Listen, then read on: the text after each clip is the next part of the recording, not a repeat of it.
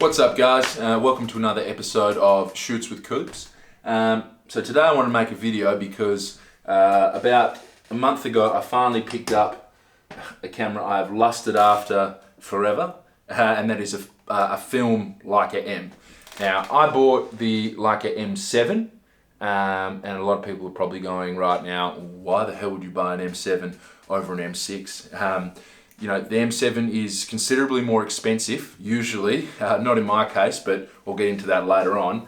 But today I thought I'd make a video and go over a couple key features of the M7, some pluses and a couple minuses about the camera in case you were thinking of buying one yourself or deciding between an M6 or an M7. So let's jump into the video and I'll give you guys some reasons why I bought this bad boy. Okay, so the main reason somebody would want an M7 over an M6 is going to be your aperture priority mode or your auto mode on the camera there. So the good thing about having an aperture priority mode is that the camera does do the work for you. So if you're in a situation where you need to be quick, as in candid street shots or very spur of the moment things, having the auto mode can really help and make sure you nail your exposure. Features of the aperture priority mode on the M7 is, if you look through the viewfinder here and we light up the light meter, it gives us non-conventional shutter speeds. So for instance, you can see there 1/80th of a second, in between 125 and 250. So the auto mode works really well. See if we can I'll change the aperture and see if we can look, there we go. We've got 90th of a second as you saw there, then we've got 15th of a second there, 24th of a second as you can see. So the camera gives you some really cool non-conventional shutter times, which definitely help nail your exposure when using auto mode.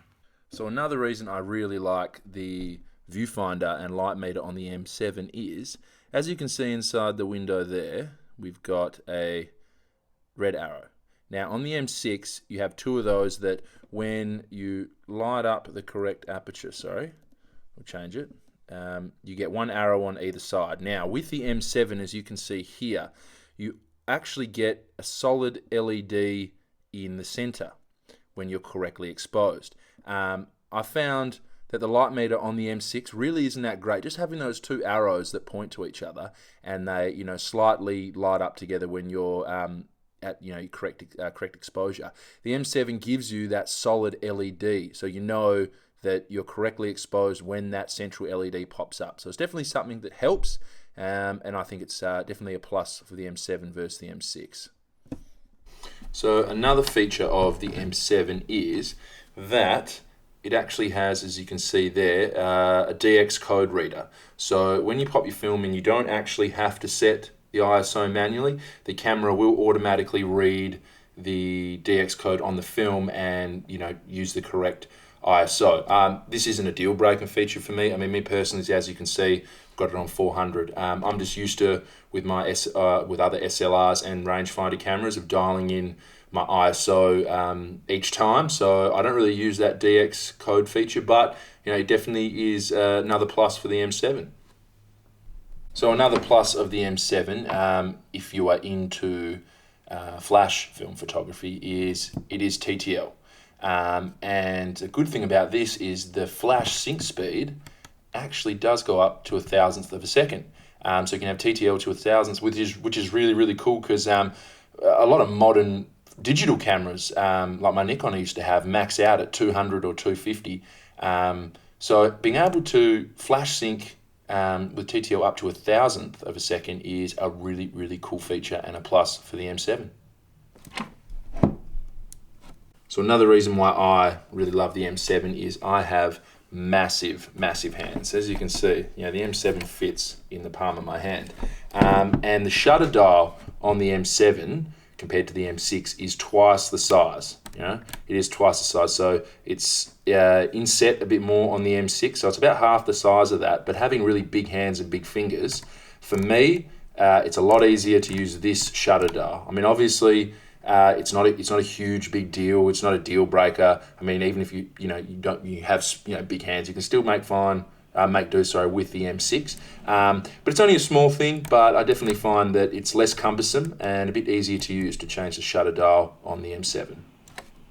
So one downside of the M7 is it is fully electronic in that sense that you need batteries to mostly operate the camera. If the batteries do go dead, you can still fire off the camera at a 60th and 1/25th a second, so you can still fire it manually that way, but you do need to know obviously your Sunny 16 rule, or perhaps use a light meter app on a phone if the camera goes dead.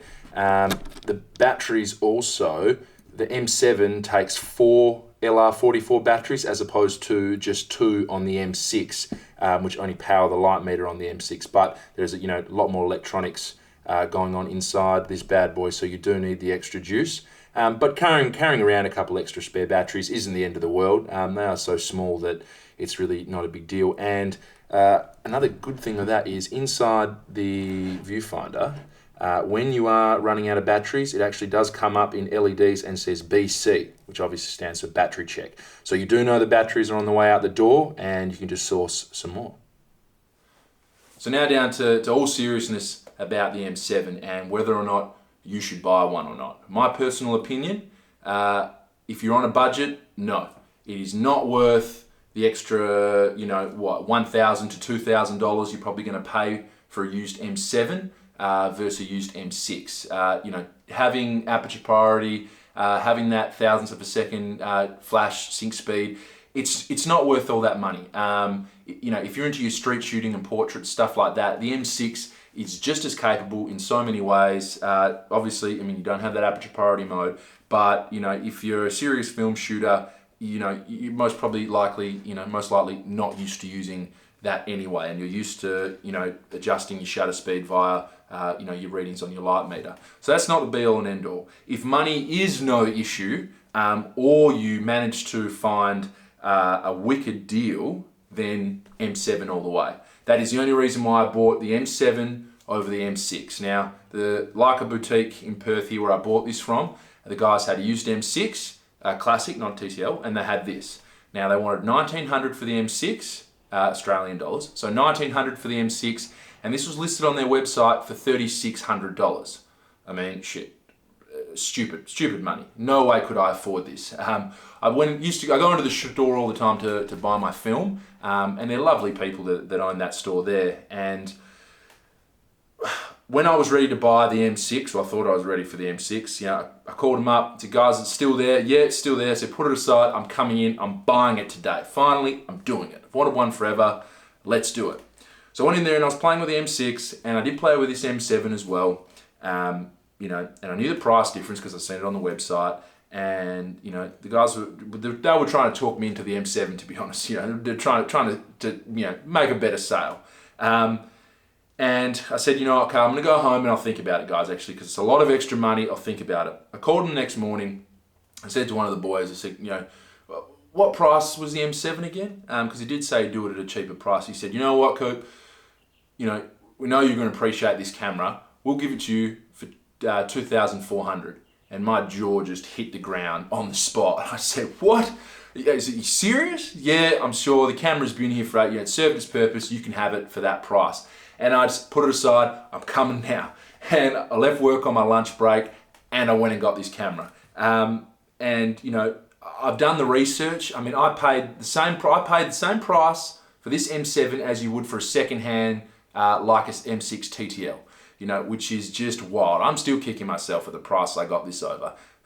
And I'm so happy because it is a fantastic camera, and getting such a good deal, and I do get all those extra features on this camera. It is pretty wicked, I must say. If you guys can find a similar deal, then go for it. But again, if you're on a budget, the M6, not the M7, so the M6 is a heralded and absolute lusted after camera and a classic camera for a reason, because it is so good. And people have made do with it for the last 30 years. So I'm sure you guys can too. So you don't need to spend the extra money to go for the M7. But I got a wicked deal, and I love this thing to bits. So that does it for me, guys. I hope you enjoyed that video. Any questions or comments, throw them down below. Give me a like and stay tuned for some more videos. I got some street shoots coming up with the M7, some point of view stuff, and a couple other reviews in the works. So I'll see you next time. Thanks, guys.